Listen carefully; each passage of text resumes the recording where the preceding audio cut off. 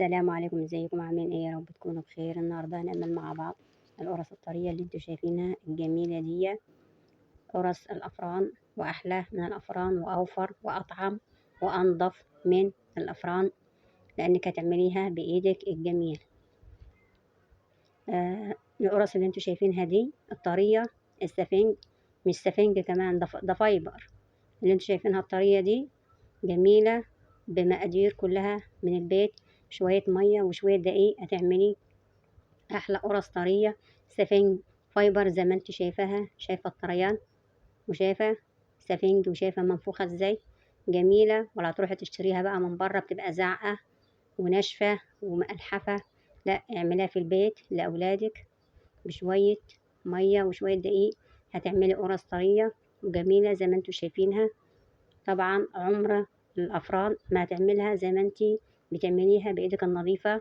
طبعا ايد الست انضف واحلى من ايد الراجل بكتير، لانك بتعملي حاجتك نظيفه وغاسله ايدك وعارفه مصدرها وعارفه نظافتها.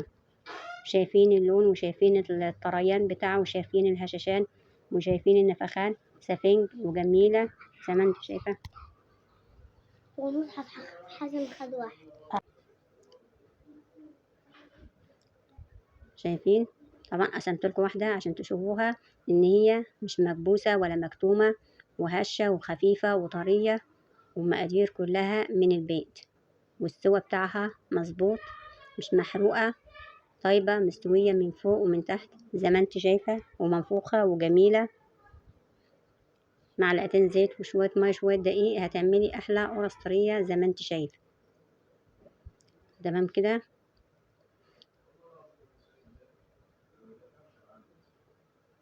السوا بتاعها مظبوط، مقلية من فوق ومن تحت زي ما انتوا شايفين.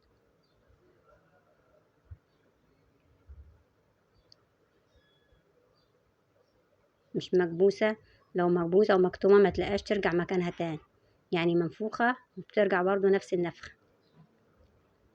يلا بينا بقى نسمي ونصلي على الرسول عليه أفضل الصلاة والسلام ونبدأ وصفتنا.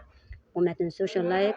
طبعا يا حبايبي أنا عاملة لسه فاتحة قناة جديدة، لو لسه ما اشتركتوش في القناة ما تنسوش تشتركوا في القناة وتعملوا لايك، اعملوا لايك واشتراك كده عشان قناتي تكبر بيكم ويوصلكم مني كل جديد. يلا بينا بقى نبدأ الوصفة. معايا هنا كيلو دقيق متعدد الأغراض، تمام كده. معايا كيلو دقيق، معايا معلقة صغيرة ملح، معايا باكت خميرة فورية اللي هي 10 جرام، معايا ربع كوباية زيت، ومعايا 5 معالق سكر. طبعا لو سكر حبوبات زي كده طبعا هو غلبني شوية، غلبني شوية في الذوبان. لو عندك سكر بودر حطي، تمام كده. لو سكر حرش زي كده ما تحطيش على العجين عشان ما يخلصش معاك العجين. زي ما انا عملت كده حطيه في مية، شوية مية ودوبيه مع الملح والخميرة، تمام كده. ولو مش متأكدة من الخميرة حطي لها مية، وعشان لحسن تبوظ معاك العجين، تبوظ معاك الوصفة، تمام كده. طبعا انا معايا هنا كان عندي لبن رايب، خلطته في الخلاط وزودت الكمية مية. طبعا كان عندي كوباية ونص وحطيت كوباية ونص مية.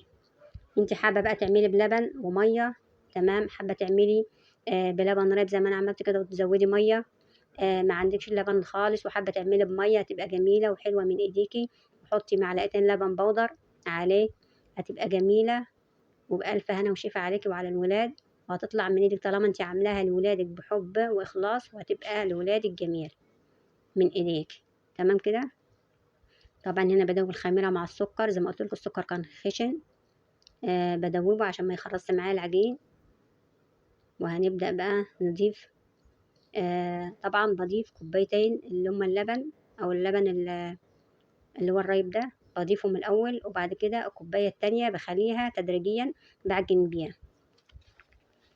محطش الميه، محطش السوائل كلها مره واحده عشان مش كل دقيق زي بعض، تمام كده. طبعا زي ما قلتلك ريحه المخبوزات والمعجنات بتبقى في البيت جميله، وتبقى من ايدك طالعه جميله وحلوه لولادك، بدل ما تروحي تشتريها، بدل ما تروحي تشتري الفينو من بره وولادك يقفوا بالطابور والجو حر ممكن يتخانقوا مع عيال، ممكن يتخانقوا مع حد عشان يجيب الفينو. طب على ايه ده؟ يعني قومي دلوقتي هاتي نص كيلو دقيق، يعني لو خايفة يبوظ منك نص كيلو دقيق، يعني نص كيلو دقيق هتعملي وهتجربيها وهتبقى زي العسل، بدل ما ولادك يقفوا بره. وطبعا اي حاجه بره ما بتبقاش حلوه، يعني لو حاجتك وعملتيها بايظه في البيت هتاكليها وبألف هنا وشفا وهتبقى جميله وكويسه. وان باظت منك النهارده هتطلع منك حلوه المره الجايه. بس المهم تفتكري مثلا الغلط اللي انت وقعتي فيه وتغيريه المره الجايه. وحاجتك هتعمليها في البيت بشويه دقيق بشويه ميه، هتعملي احلى قرص طريه للولاد يفطروا بيها يتعشوا بيها، تبقى جميله. ممكن تعمليها زي عيش الكايزر كده، تحطي فيها جبن وكفت وحاجات من دي، تبقى كفتة. ممكن تحطها لهم برجر، تعملها لهم زي البرجر كده، تبقى جميلة. تمام كده. طبعا هنا هنبدأ. معلش بقى لو بطول عليكم الفيديو، عشان لازم اقول لكم كل اي حاجة فيه، يعني كل خطوة فيه لازم اقولها لكم عشان ما تغلطوش. احنا مش في حمل وصفة نبوظها. حتى لو نص كيلو دقيق، يعني حتى لو نص كيلو دقيق ب10 جنيه عفوا، مش في حمل اي حاجة نبوظها. يعني لو هبوظ لا، انا اروح اشتري بقى جاهز واريح دماغي عشان ما ابوظش الوصف. لا، لازم نتبع الصحيحة، ونتبع خطوة خطوة، ونسمع الفيديو من أوله لآخره عشان فيه تفاصيل مهمة وحاجات مهمة هنستفيد منها. وما تنساش اللايك زي ما قلت لكم. تمام كده. طبعا هنا بنعجن العجين، ونبدأ نحط معانا الكوباية التانية، بنحط شوية شوية زي ما قلت لكم عشان مش كل الدقيق زي بعضه، وعشان تعجني العجينة كويسة وتطلع معاكي بالطريان اللي انت شفتيها دي. لازم تخدميها كويس وتعجنيها كويس. وطبعا معانا لسه معانا بقية الوصفة حاجة هنحطها في آخر الفيديو. تابع بقى الفيديو، تابع الفيديو للآخر وما تنسوش اللايك.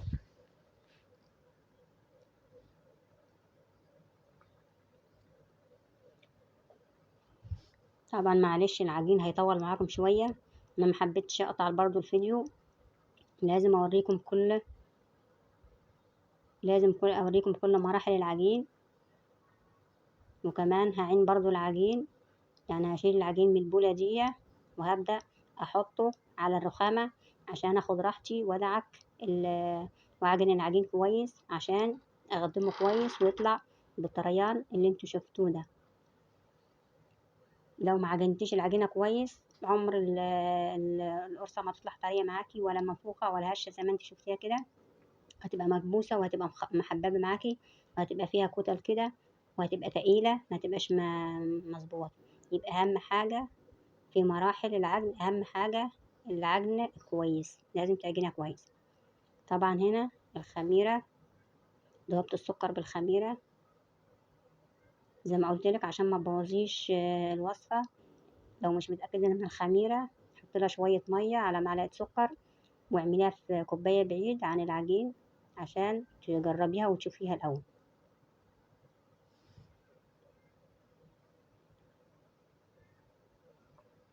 عشان لو بايظة معاكي حرام تبوظي الوصفة كلها عشان باكت خميرة ب2 جنيه أو ب3 جنيه. لا، سهل بقى ان انت تضيعي الخميرة وتجيبي غيرها. انما الدقيق والسمنة والحاجات دي مش سهل ان احنا نبوظها او نضيعها.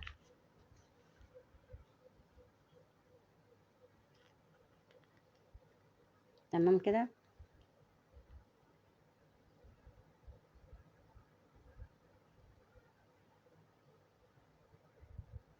هنا زي ما انتوا شايفين بعجنها. طبعا هنا بحط معلقة ونص زبدة. طبعا هنا المكون الأخير اللي هضيفه اللي هيخلي معاكي القرصة دايبة وجميلة، هتبقى دايبة وجميلة معاكي. معايا هنا معلقة ونص زبدة بلدي فلاحي بقري. لو عندك جاموسي حطي، لو عندك أي نوع زبدة حطي. الموجود عندي أنا هنا فلاحي، طبعا بيخلي ريحة المخبوزات جميلة. حطيت معلقة ونص بحرارة الغرفة، ما تكونش متلجة. وطبعا زبدة زي ما انتوا شايفين، وعجنتها في العجينة بتخلي العجينة دايبة معاكي وجميلة. طبعا هعجنها شوية وابدأ انزلها على الرخامة، اعجنها برضو تاني كويس.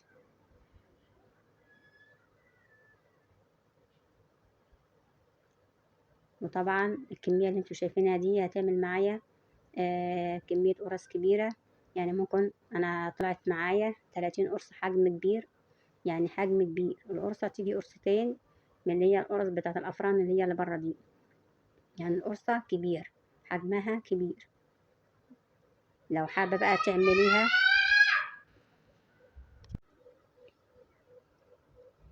لو حابة تعملي بقى حجم صغير اعملي، هيقطع معاكي أكتر من 60 قرصة. حابة تعملي الحجم اللي أنا عاملاه ده برضو 30 قرصة.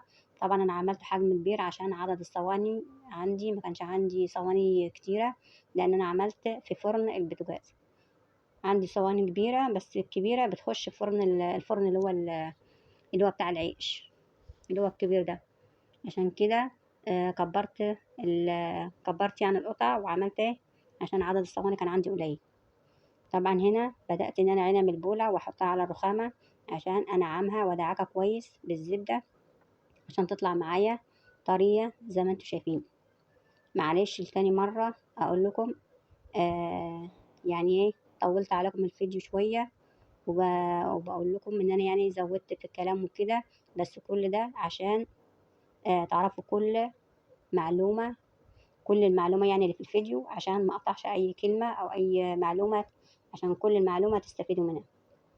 يعني بقول لكم كل حاجة عشان تستفيدوا من الفيديو وتستفيدوا من كل كلمة، عشان ما تبوظوش الوصفة. طبعا هنا العجينة طرية معايا وملزقة، بس اول ما الم العجينة هتسيب من ايدي وهتبقى العجينة ناعمة وكويسة. وابدأ بقى احطها في بولة، ادهن البولة زيت واحطها ببولة واغطيها بستريتش واغطيها بفوطة لحد ما تختمر. طبعا احنا في الحر مش هتعوق يعني في التخمير، مدتها بالكتير هتبقى نص ساعة وهتختمر على طول وهترفع على طول، مش زي الشتاء. لو في الشتاء هتقعد معاكي ساعة، وعلى حسب برضو الجو. تمام كده.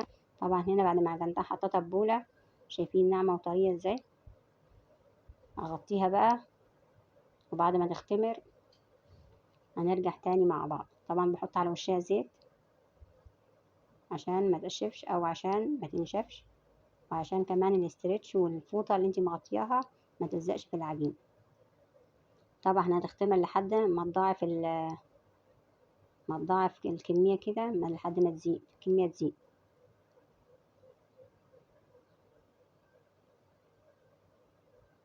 طبعا هنا غطيتها باسترتش وابدأ اغطيها بالفوطة. تمام كده. وبعد ما تختمر هنرجع لكم تاني. طبعا شايفين ملت البولة ازاي، اختمرت وجميلة وطرية. هنبدأ بقى نهبطها شوية ونعينها من البولة، نحطها على الرخامة، وابدأ بقى نقطع الكور اللي انت حباها. طبعا لو حابة تعمليها سادة زي ما انا عملتها، لو حابة تحشيها شوكولاتة، حابة تحشيها جبن، انا هنا الولاد بيحبوها سادة، عملتها سادة، حطيت بس على وشها سمسم وحبة البركة كده. انتي بقى لو حابة تعمليها بجبنة، اي نوع جبنة عندك، حابة تحشيها شوكولاتة زي المولتو كده، هتعمليها بكل سهولة. طبعا هنا هحطها على الرخامة وابدأ اقطعها اكورها. هنبدأ نكور. طبعا الكور القطعة اللي انت حباها كبيرة، حباها متوسطة، حباها صغيرة، زي ما انت حابة.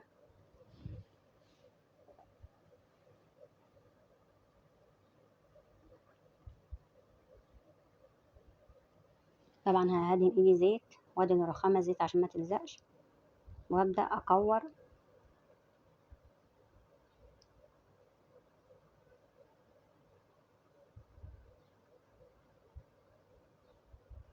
ابدأ اكور بقى الكور زي ما انتم شايفين معايا كده.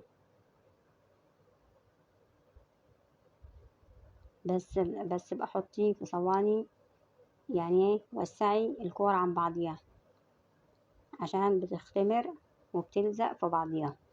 حاولي تحطيه في مكان اوسع صواني واسعة، وخلي كل الكرة بعيد عن التانية، بحيث لما تختمر ان هي يبقى فيه وسع برضو بينها وبين القرصة التانية او الكرة التانية.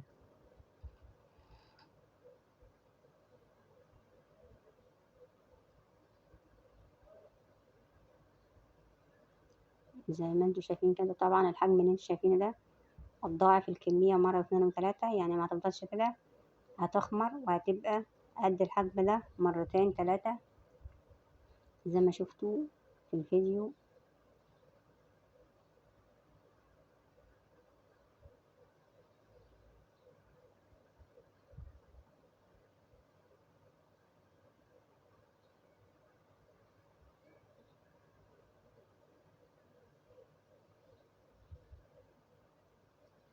طبعا هنا هوريلكم كذا واحدة وبعد كده هكمل الباقي. طبعا انا بكورها كده ترتاح شوية، وبعد كده بقى ابططها شوية زي ما انتوا شايفين كده. طبعا كورتهم كلهم وحطيتهم بستريتش عشان وشهم ما يقشفش. وبعد كده هبدأ بقى ايه، اوريلك واحدتين تلاتة افردهم لو هتحطي، لو هتحشيها. انما لو مش هتحشيها هتخليها زي ما هي كده، هتحطيها في الصاج او الصينية اللي هتطيبيها. يعني الوحدتين التلاتة اللي انا هفردهم قدامك دول للحشو. يعني هبططها تبطيطة بسيطة كده، هتبدأ تحطي بقى مكعب الشوكولاتة، تبدأ تحطي معلقة الجبنة، وبعد كده تلميها تاني، تلميها يعني ايه، تلمي بقى العجينة على بعضه وما تبططيهاش برضه. تمام كده. طبعا بقولك يعني لو هتحطي شوكولاتة او جبنة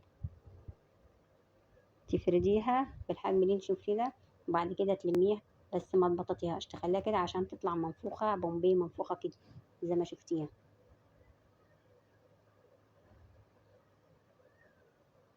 طبعا هعمل كذا واحدة قدامكم، وبعد كده اللي انتوا شايفينه ده احطه بقى في الصينية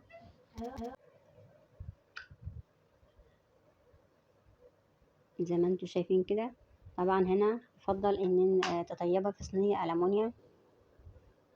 طبعا الألمونيا حلوة وبتوزع الحرارة ومش رقيقة ومش هتحرق معاكي القرص. يعني القعر بتاعها بيبقى تخين، السمك بتاعه تخين شوية وبيوزع الحرارة، بيبقى حلو. طبعا هنا دي تاني قرصة برضو بوريها لكم لو هتحشيها برضو. تمام كده. يعني بوريلك السمكة اللي انت هتفرديه، ما تفرديهاش قوي، هي تفرديها حاجة بسيطة كده، وبعد كده تحطي الحشوة وتلميها تاني زي ما انت شايفة كده، وتقفليها، وبعد كده تكوريها زي ما انت شايفة، وتدهني بقى الصينية او القالب، تدهنيه زيت عشان ما تلزقش. طبعا هتختمر، هنغطيها وهتختمر لحد ما تتنفخ يعني. وبعد كده طبعا حابة تدهني الوش لبن وبيض، وتحطي عليها سمسم وحبة البركة. ما عندكيش لبن وبيض، اعملي بأي حاجة موجودة في البيت. ممكن تحطي شوية مية زي ما انا حطيت كده ومعلقة سكر، تدوبيهم وتدهني بالفرشة بعد ما تختمر. بس أهم حاجة ما تهبطيش الخمر بتاعها. وبعد كده ترشي حبة البركة والسمسم زي ما انا عملت. تمام كده. طبعا هنا الكمية بعد ما اختمرت شايفين اترفعت ازاي ومختمرة. هنبدأ بقى نحط السمسم. هبدأ احط المية بالسكر زي ما انت شايفة، يعني طريقة سهلة وبسيطة، مش هتشتري اي حاجة من بره. يعني مش لازم بقى بيض ولا لبن ولا نسكافيه ولا اي حاجة من دي ولا حتى قهوة، لا، شوية مية وشوية سكر وهتطلع جميلة وطرية بالفرشة كده. وندهن الوش، وبعد كده هنحط السمسم. بعد كده هنحط السمسم وحبة البركة. وطبعا انا هنا بسخن الفرن، هنسخن الفرن على درجة حرارة عالية. بعد كده هنسخن الفرن على أعلى درجة. يبقى لازم المخبوزات تخش على درجة حرارة سخنة. وبعد كده نهدي الفرن.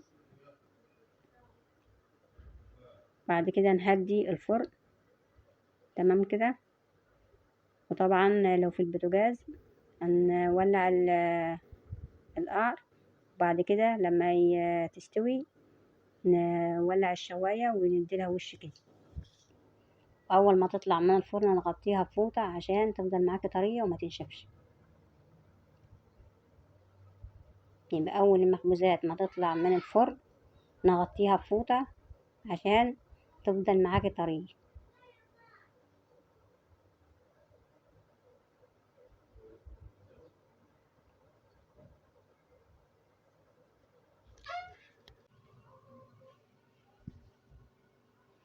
طبعا هنا بعد ما اختمر حطيت السمسم، هنبدأ بقى ندخله الفرن.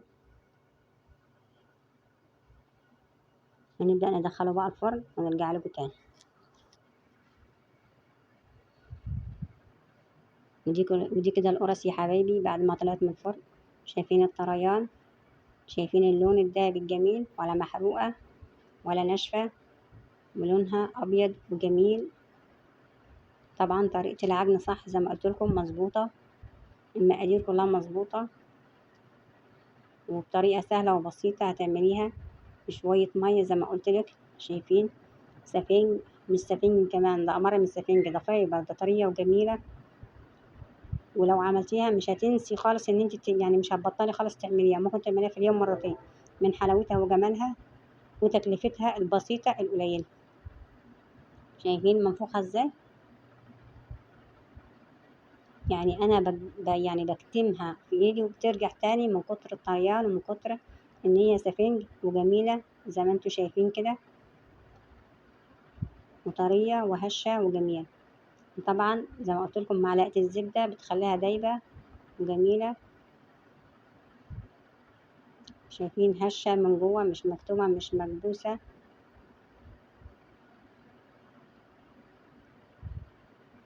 يا ريت كل اللي ما عملش لايك لحد دلوقتي او اشتراك، اتمنى منكم ان تعملوا لايك، ان تعملوا لي لايك واشتراك. تمام كده عشان يوصلكم مني كل جديد لو عجبتكم الوصفة.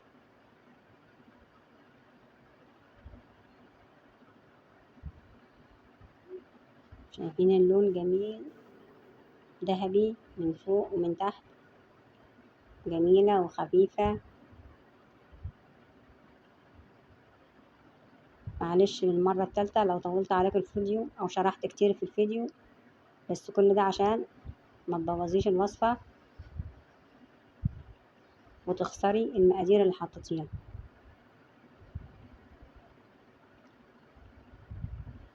وبألف هنا وشفا. وللمرة الرابعة ما تنسوش اللايك والاشتراك. السلام عليكم ورحمة الله وبركاته، وبألف هنا وشفا.